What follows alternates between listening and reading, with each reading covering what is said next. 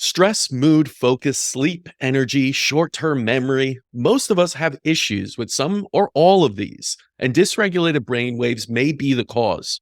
Our guest today is here to help you optimize your brain power utilizing neuromodulation modalities, including brain mapping, neurofeedback, neurostimulation, and photobiomodulation. This is the story of NeuroFlex with Toby Pasman. Toby, great to have you on. CASPAR, that was a really epic intro, man. I've heard a lot of intros. That one was really, really good. So Listen, I like to think that my intros are off the cuff and I'm like improvising the whole thing, but I read most of these and prepare these beforehand. So yeah, thank you. But honestly, the brain is so damn important. And I feel like most of the times we either overlook it in some ways, meaning we pay attention to our bodies. We go to the gym to work out our muscles all the time, and our brain really doesn't really matter that much as far as working it out. Or we just normalize this sense of brain fog, fatigue, missing words, anxiety, depression. And it's a real shame. And you know, I like to start off always hearing the story of kind of how you got into what you do and how you're impacted by brain issues in the past. And now you're looking to optimize your brain and your clients' brains and everyone's brain. So can you give us a little bit of like kind of what you went through with your struggles and what led you to today? For sure. So really going back to high school or even before that, really as long as I can remember, I always dealt with a lot of like social anxiety, awkwardness around people. You know, talking to another guy in my class was difficult, let alone the cute girl, you know, who I wanted to talk to. So I always just, you know, I excelled academically. School was always easy for me in a sense, but like I would be nervous for having to talk to other people in the class when I had the class versus taking the actual tests. I knew I was going to do well on that, but like actually interacting with people was what my challenge was. So because of those issues, it was like always something that I was trying to, you know, work on understanding and solving. So I think naturally that led me to, you know, start reading the Bulletproof blog. This was back, I think like my junior year of high school. David started writing it, I think maybe somewhere 2013, 2014. And this whole idea that, you know, we could actually modify how our brain and body functions with the food that we put into it, with the supplements that we take, you know, that was a really revolutionary idea, at least for me at the time. People were biohacking way before that. But for me, that was my introduction into that space, you know, drinking the buttered coffee and, you know, doing all that. So, you know, I started noticing definitely, you know, with implementing some of those different things that my brain, you know, did actually change in the way I functioned, a level of mental clarity and focus. You know, I still was struggling a lot with the social anxiety. And I really got to a point, where in college, I had a mold exposure. I didn't know what at the time was going on, but I got really sick my freshman year. I started having several nosebleeds a day. My hair was falling out. I couldn't focus or concentrate in any of my classes. And I actually started having panic attacks that were really bad. So that all led me to having to actually like withdraw from college for a couple terms. And I really did a deep dive into, you know, what was going on, really understanding.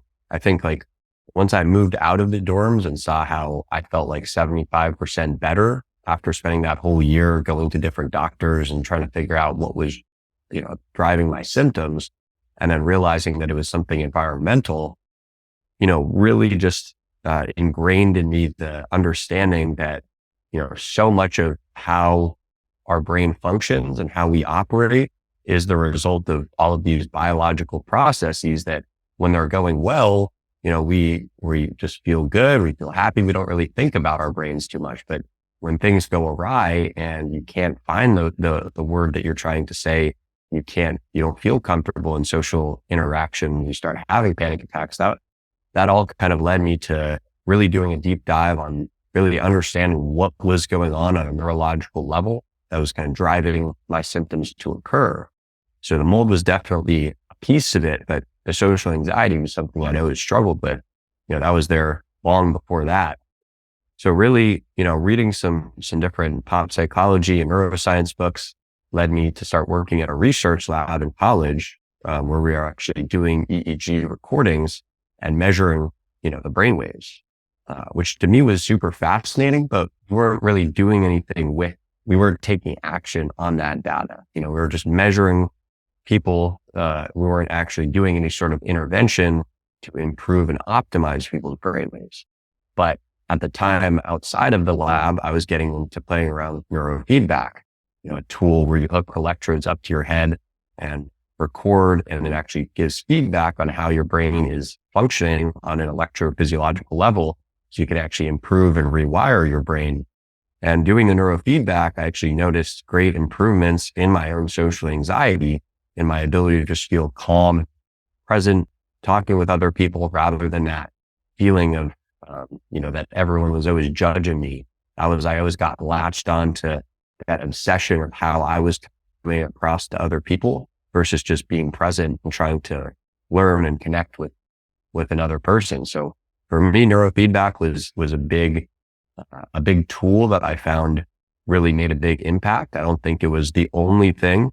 I think psychedelics, particularly MDMA, was another thing that really made a huge dent into my social anxiety. But, that's kind of like what I learned, and then what I've started incorporating with clients, where I'm not just doing neurofeedback or just telling people to take nootropics. It's kind of a, holistic brain optimization program that I take people through, because I think all of these different things are tools, in our brain health toolkit. But when we stack these different things together, it really amplifies the results people get. So that's kind of a bit about my, introduction into this space, why I personally, cared, and how, really as going through and seeing how it personally impacted me, I was also then starting to work with people in fields of addiction and mental health and neurology, and seeing people both with similar issues as to what I was dealing with, along with very different issues, but all the same, we're really benefiting, going through their own transformations with this stuff. And I just thought, how is it that, traditional psychiatry doesn't utilize any of these tools? Say famous psychiatrist and neuroscientist, Dr. Daniel Amen, he talks about how psychiatry is the only medical profession that doesn't actually examine the organ in which they're treating. Mm. So I really latched onto that and figured okay, we can actually quantify what's going on in our brain. We can take action with tools like neurofeedback or nutrition, nootropics, all these different tools to actually improve our brains. But no one in the mental health space is really talking about it. So that's kind of where I really saw the niche that I tried, I'm really trying to fill. Yeah, it's always interesting how personal experience, especially with health issues, leads you to ask certain questions and also start to find the solutions. Because you yourself have to find those for your own sanity, health, all these things, longevity. And then you start to realize how sometimes flawed our systems are, especially in healthcare and others. I've seen that myself. Before we get into NeuroFlex and all these tools that you utilize to optimize the brain, which is such an important organ system of our body, can you discuss some of the main challenges for the brain or main things that impact it in a negative way that we're seeing today? I know it's never just one thing, but what are the types of things you're looking for with clients to say, we got to watch out for this? Right. So I think, thinking about it on a, kind of evaluating the brain on a metabolic level, I've been really interested, because that's really what, we're able to see as far as the electrical activity of the brain. We're able to see different patterns showing, underactivity, hypometabolism in the brain, and also patterns of overactivity.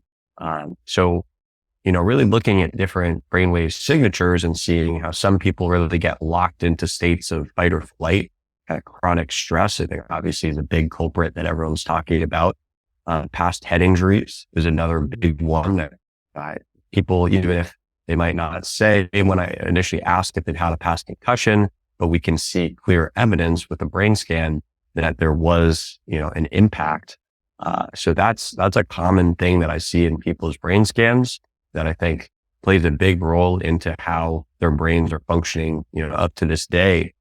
A lot of people I work with told me that, they experience like their memory is just not quite as good as it was, or, they feel like the anxiety or depression they're experiencing started, sometime kind of after a head injury that they usually went to a neurologist for. And they were told, oh, you just go home, sleep it off. Like you're not, there wasn't really any explicit treatment given, and I found that untreated head injuries is a big culprit of people's current mental health or brain performance issues.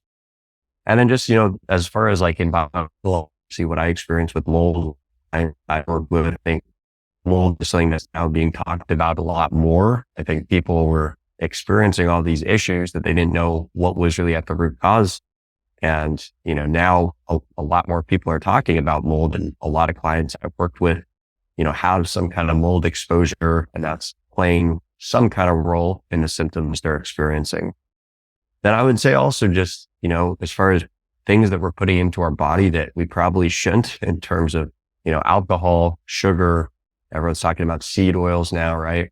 So all of these things, I think, play a factor into kind of creating this neural inflammation that we're not able to really see, right? Because, for me, if I eat certain foods, if I drink a glass of cow's milk, I'm going to usually break out in acne, and I'm able to see that clear feedback that my body is getting into an inflammatory state.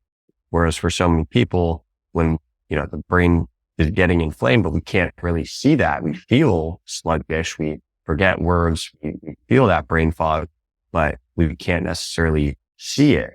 So I think that, a lot of people taking in certain things that we kind of view as fine, or people don't necessarily think that they have as big of an impact on the brain as they do, until they cut them out and then feel so much better eliminating gluten or dairy or sugar or alcohol. So I think those are some of the big culprits. Yeah. And those culprits lead us to rely on things like caffeine and stimulants to keep us awake, to stimulate the brain because it's not functioning properly. But then we have to use sleeping pills at night, and that doesn't give us into a regenerative state where our brain is really, really kind of recouping overnight, lymphatic system working, all of these things. So it's a vicious cycle, I say, what's going on today with our brains. And it's really unfortunate because if you look at what we most use today in our non-industrial type of age, information age, it's brain power, it's focus, it's cognition. And so if you don't have it, you're at a huge hindrance just in, everyday life. So now that we know a little bit of there's a lot of things that can impact the brain, let's go into some of the tools you NeuroFlex and you utilize, starting with this assessment. QEEG is a really interesting thing. I know we've utilized it at our center at times, but can you go into how this brain mapping is kind of the assessment of the brain and how we could utilize it to empower ourselves to create more healthy functioning brains?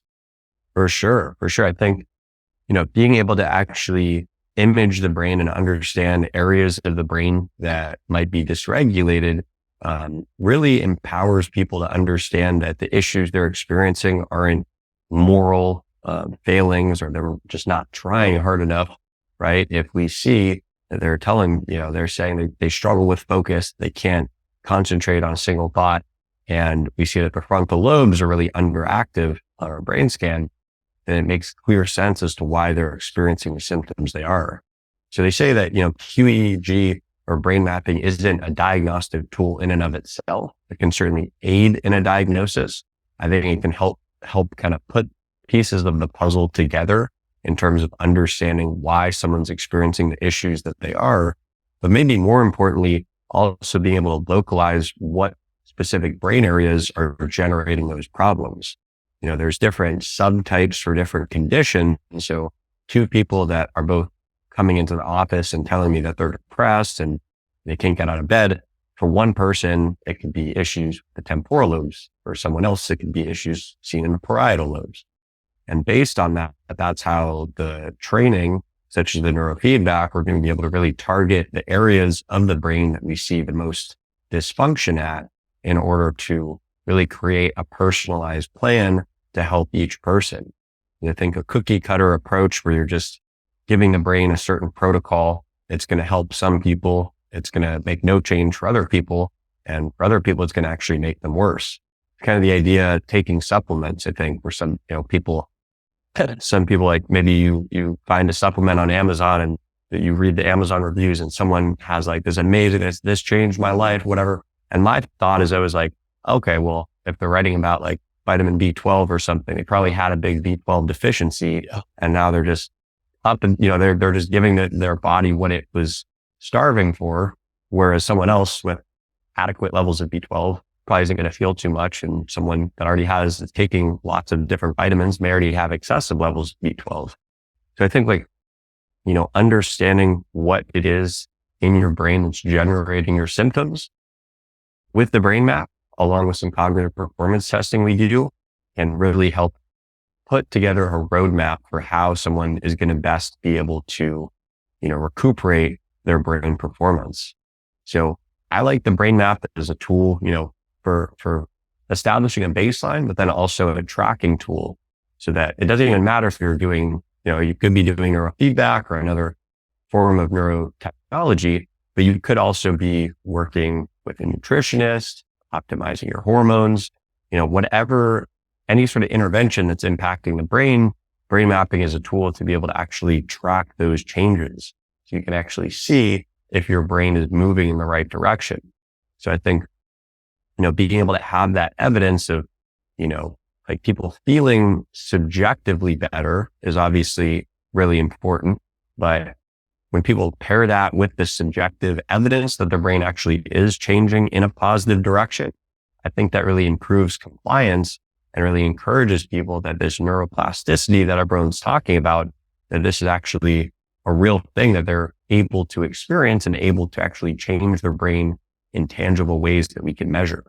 Yeah. And the subjectivity of person to person can be very nuanced and sometimes you can miss it, especially since it's a small daily improvement. Even a % a day over time is an amazing improvement over time. But if you're just looking on day to day, you're saying, I'm not seeing that much improvement. Whereas something like QEEG, brain map can actually show, well, we are seeing great improvement actually. Think about, 3 weeks ago, you were completely missing words and you had to and now you're here. Yes, it may not seem like it from day to day, but over the course of long stream with the QEEG there, people can substantiate that and go beyond looking for huge differences and see the nuances over time are actually a wonderful thing. Now, if we go beyond this mapping, this sort of assessment tool that helps, kind of see what's going on, we start to get into the tools that actually can help regulate that, help, optimize the brain. One of those is neurofeedback. Can you go into your application of neurofeedback on clients to optimize the brain? Absolutely. So neurofeedback, I think of as a tool where it's basically holding a mirror up to the brain and showing it how it's doing. So first, we got to just kind of establish that the brain is operating both on a chemical as well as electrical level. So everyone talks more about the neurotransmitters, dopamine, serotonin, so on and so forth. But in terms of measuring what's actually going on in the brain, it's a lot easier and less invasive to measure the electrical activity, which, is what we're doing with the brain map. But neurofeedback is a way to actually provide people feedback and encourage the brain to change in certain ways. So for instance, if someone is struggling with their focus, if they have ADHD, oftentimes we'll see clinical biomarker of ADHD called the theta to beta ratio. Basically, when someone has 3 times the amount of theta, which is a slower, more drowsy, inattentive brainwave, compared to the ratio of beta waves, where beta is more focus and alertness. So when someone has way more theta compared to those beta waves, that is clinical biomarker of ADHD, according to the FDA. So say we see that in someone's frontal lobes, it's a pretty common finding. Then we can actually help teach their brain to reduce the levels of those drowsy and underactive theta waves and actually improve their production of faster beta brain waves that are going to improve their focus. So how does that actually work? Someone is basically playing a video game, or they could be watching Netflix or some other media, and they're basically getting auditory and visual feedback on when their brain is in the desired healthy state, in which the screen will turn clear, the audio will get louder, they're playing a video game, the character will run faster. And then when they get out of that healthy state, when their brain deviates from that, we'll see the screen get dark, the audio gets quiet. So this is a way to provide the brain real-time feedback on how it's doing within 100 milliseconds. So quicker than our conscious mind can even process information. So I think about it really on a very deep level, kind of rewiring the brain, the biological basis of how the brain is functioning. And as we kind of started talking about how dysregulated brainwaves can produce all of these symptoms. So neurofeedback is a tool that can actually help regulate and improve our brainwave activity, which then, is what's driving all of these different aspects of our cognition. So when people talk about, what are the benefits of neurofeedback? It can really vary quite a lot depending on the specific protocol in terms of what area of the brain we're working. Are we trying to help the brain get into a more calm, kind of slowed down state? Are we trying to help it speed up, get into a faster, more alert state? There's really a lot of different applications of neurofeedback. It started mostly with kids with ADHD in the 1970s, but has since, the applications have moved from, things like anxiety, depression, epilepsy, traumatic brain injuries, and also peak performance. So a lot of athletes are starting to utilize or have been utilizing neurofeedback, maybe haven't talked about it, maybe keeping it as kind of a performance secret, but there's a lot of pro athletes I know that are utilizing neurofeedback. The Real Madrid and AC Milan, the soccer teams actually have neurofeedback centers. So there's so many different applications. It's not just, something that treats a specific condition. It's really helping the brain understand how it's doing and enable the brain to perform and rewire itself for healthier functioning. And this is something that it doesn't take place all in one session, which I think is much to the dismay of people who are used to, say, popping a pill of Adderall and feeling super focused and motivated and stimulated. But what neurofeedback is really doing is, improving both the cognitive performance, but also creating positive long-term changes in brain functionality, which is unlike, a stimulant medication like Adderall. You might get short-term improvements, but long-term detriment to your brain health. So I think that classification of a nootropic, I like when people talk about that a nootropic, to meet the classification, it must enhance short-term brain performance, but also be neuroprotective. So I like to think of that, similar with neurofeedback, where, it's improving the brain's function, but also really not doing it at the expense of our long-term brain health. Yeah, I always find it so surprising when doctors and just the medical community as a whole just go directly to things like Ritalin and Adderall for children. When you have tools like this, they're absolutely impactful, do not have the side effects, are looking at really long-term changes to the brain and helping it adapt properly and not utilizing something of a drug that is a powerful stimulant. I mean, it's like, one step off of crystal meth, basically, you're talking about with these methamphetamines, which they are, that we're giving to children. And it's just a wild kind of thing when we have these tools. Now, another tool that I know about and practice with myself is brain photobiomodulation, transcranial photobiomodulation using light, right, and frequency to help stimulate the brain. Can you talk a little bit about that and your usage of photobiomodulation with clients? For sure. So I think, photobiomodulation, a lot of people are familiar with those red light panels, that people use for their skin, for collagen production, for muscle recovery. But what people oftentimes don't know is that they can actually use red and infrared light specifically to optimize the mitochondrial function within the brain. So basically the infrared is being absorbed by the mitochondria, driving more blood flow and oxygen, reducing neural inflammation, promoting neurogenesis and synaptogenesis. So basically the growth and creation of new neurons, new connections amongst those cells. And then you're getting all the frequency specific effects of the light. So depending on how many times per second you're pulsing the light, for instance, if you're pulsing the light 10 times per second, well, alpha is a brainwave frequency ranging from 8 to 12 cycles per second. So the brain can actually then entrain into that alpha brainwave frequency. which is associated with relaxation through entrainment of the light. Now you could also do, say, a more stimulatory, say like a 40 hertz gamma rhythm that's been shown to break up the amyloid plaques in Alzheimer's disease and have a lot of benefits in terms of traumatic brain injuries. So there's the benefits of red and infrared independent of the frequency, and then there's also the frequency specific effects. But I think it's interesting. It's funny that a guy, that Dr. Marvin Berman, he talks about, is a founder of Ironic and the Quiet Mind Foundation. They've done a lot of research in looking into benefits of brain photobiomodulation. And after he always finishes his lectures, he jokes that, or he says that, it's always some middle-aged guy in the audience who, the first question is like, does this help with hair loss? And I've heard that a lot too, my man. It's like the vanity things first, brain later. Right. But it's like, it just illustrates kind of the point, I think that we were talking about earlier, where people are so obsessed with, their body and how they look, and then in terms of their brain, that can sometimes go on the back burner.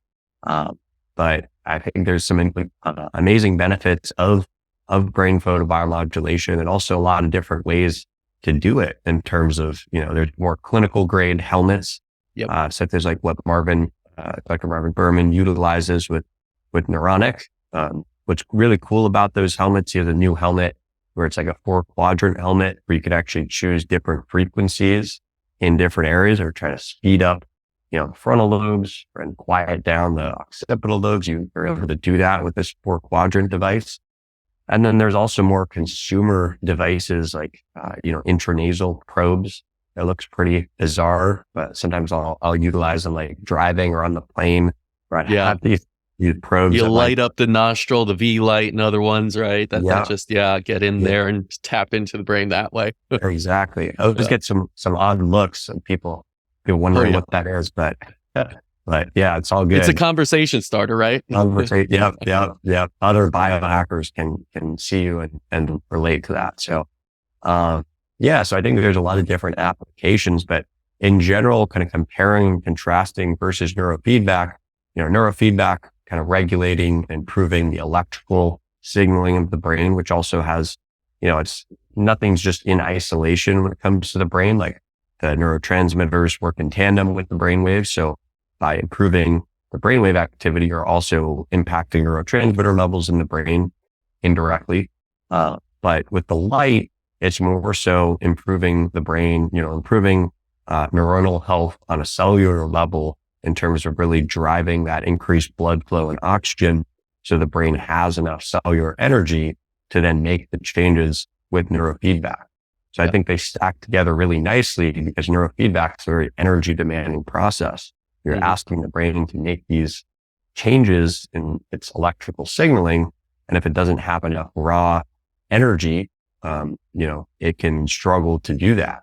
So I really like utilizing the brain photobiomodulation prior to doing neurofeedback. Anecdotally, amongst a lot of clinicians, it's worked really well. And now there's actually starting to be papers coming out showing the efficacy of the synergy of those two technologies. Yeah, no, there are beautiful synergies between that and many other types of therapies, right? And of course, personalization is a big part of that. But like you said, there's more and more research on this. This isn't something new. Transcranial photobiomodulation has been around for decades and studied for a long time. And they're seeing these effects on things like Parkinson's, Alzheimer's, dementia, stroke, depression, anxiety. It's really something powerful. This is no longer just, it's just going to maybe help you think a little clearer. Like, no, this is doing a lot biochemically within the brain to improve it without side effects, without drug usage. It's light frequency, which is really, really cool and often overlooked. Now, if we go a step, further into other synergies and stacks, of course, I got to ask you about nootropics and this idea of supplementation, all these different things you could take. I know I'm, we're sort of in this field of things with the NAD we do and NADOVIM and everything. It is a very condensed marketplace. A lot of different people out there saying different things, and it's the methylation blue and this and that. There's so much you could do. if you're just a general person, you're not going yet and getting the personalization from you and others, what are the things you kind of tend to recommend as far as nootropics and improving brain health when it comes to supplementation? So, my take on nootropics, is really like when I see proprietary blends, I'm always very skeptical in terms of the levels of each of the ingredients. If you're not getting the clinically relevant dosages, then you're probably not going to see improvements. So I'm always, when it comes to evaluating different nootropics, I always want to see that they put in, a clinical dosage of a specific ingredient that's actually been shown to get whatever the benefit is. I really like Qualia, how you can actually look on Neurohacker and see, each of the ingredients, read about them. There's links to the clinical studies. I think that, for different people, there's people that need more kind of stimulatory effects, people that are coming off of Adderall or other stimulants, can really benefit a lot from neurofeedback, but oftentimes in conjunction with more, dopaminergic nootropics. I really like acetyl L-carnitine, L-tyrosine, a dopamine precursor.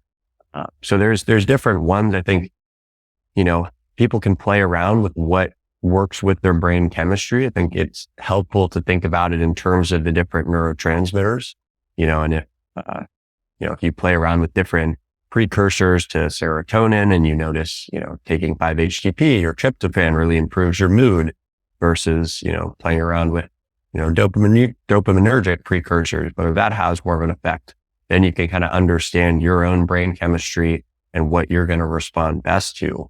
I think the notion, I know Andrew Huberman talks about this, where like he doesn't like the notion of nootropics, like the word nootropic, where it's like people think about it just like making us super smart, and it's like, nootropics can enhance different aspects of cognitive function, but it really comes down to like, what are you trying to enhance? Are you trying to enhance your ability to get into a relaxed state?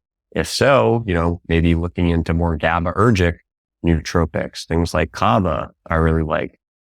So it's, I think, really dependent on each person's brain chemistry. I do really like methylene blue. I'm curious. I don't know. I've been hearing different things as far as the debate, as far as some people being into it, some people not. I think it seems to have pretty cool effects on the mitochondria. It's one of the nootropics that I take and actually feel right away. I can definitely feel the impact. And then also stacking that with the brain photobiomodulation that we mentioned before, it's some really cool synergistic effects in terms of the light being able to kind of activate the methylene blue within our system. So I've found that stack to be really helpful just in my own kind of nootropic journey.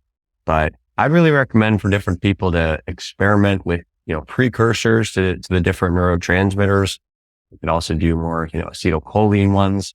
But really just measuring to see kind of what gives you an effect, and then being able to sort of tailor your nootropic regimen to what's going to give you a benefit, rather than just, trying out or utilizing specific formulas. I think people can get varying degrees of benefit, but I think really just understanding your brain chemistry by understanding what is impacting the neurotransmitters can be really helpful when it comes to establishing a nootropic stack. Yeah. I think also the last thing I'll say about the nootropics is, I think, if people aren't already dialed in on nutrition and exercising, I think the idea of like taking nootropics to counteract the effects of like a bad diet, they talk about in the workout community, how you can't out train a bad diet, right? No. And it's like, you can't take nootropics to counteract the effects of living like an unhealthy brain lifestyle. Yeah. So I think it can give you that maybe extra 10 or 20% boost, but there's so many basics. If people are asking about nootropics, but they're not already dialed in on nutrition, exercise, I think that's always the place to start. Absolutely. I always say you can't supplement yourself out of poor lifestyle and, the foundational pieces. And, some of the best, you could say, nootropics out there are nature, are meditation, are breathing, right? Getting oxygenation, getting enough, oxygen to the brain. So it's like, I love the idea of pushing everything to the limit and even looking at things like NAD, methylene blue, and looking what like frequencies photo activate that so it's more bioavailable, right? There are definitely frequencies for everything, curcumin, all these things that you could do with transcranial photobiomodulation, IV laser therapy in general, so much. But if you don't have the foundational pieces, none of that matters that much. You're just playing catch up. Like, so work on the foundations of yourself first. Understand it's the kind of the heavy lifting pieces. Don't go into the gym and just try the isometric weird machine in the corner. Like, just do like squats and bench press first. Get that down. Everything else beyond that will compound on top of it. So I appreciate that. And on top of that, of course, you need some help in personalization. And that's where you come into play. So I know you got to run, but can you give the audience just, where they can find more about you, how they can connect with you? Yeah, it's in the best place. Shoot me a message on Instagram. I'd love to hear people's feedback on the episode. If you guys have any questions, comments, anything in the, realm of nootropics, neurotechnologies, connect with me on Instagram at NeuroFlex. You can also check out the website, www.neuroflex.tech. But yeah, I'd love to talk to your audience in terms of, incorporating, everything that we've talked about. I think it can be overwhelming for people, in the same way, if you're not at all, eating healthy or going to the gym and then you just try to do a bunch of stuff, it can be challenging. So I think where I come into play is like being a brain trainer and helping curate a program where I take people through, working with starting off with a brain scan, getting a baseline, and then being able to work with different neurotechnologies like neurofeedback. We talk about nutrition, supplementation, sleep hygiene, all this stuff, and as I was saying before, I think really just amplifies the effects of everything else that you're doing. I'm not in the business of doing a research study where I'm trying to isolate one variable, right? I'm trying to stack together as many things as possible to be able to actually result in people having tangible improvements in their mental health and their brain performance. So that's something that you're interested in, definitely shoot me a message on Instagram. Yeah. And it's incredible how your life improves when you have that mental clarity. When your brain is truly working at its optimal levels, everything else becomes a little bit easier. So I definitely recommend, working with yourself and NeuroFlex to anyone listening and seeing, what kind of improvements you can really get. Because too many of us are walking around at like 50%, I feel like, what we can be. And it's little things that'll get us up there and truly optimize one of the most important organs and most complex things in the known universe, our brain. So thank you so much for all your work. Thanks for coming on, Toby. Casper, thank you for all your very great, insightful questions. And again, that intro was killer, man. So I wish I had a great outro for you, but I'm going to let the audience kind of let you go. Go check out neuroflex.tech for more information on Toby's work. And until next time, continue writing your own healing story.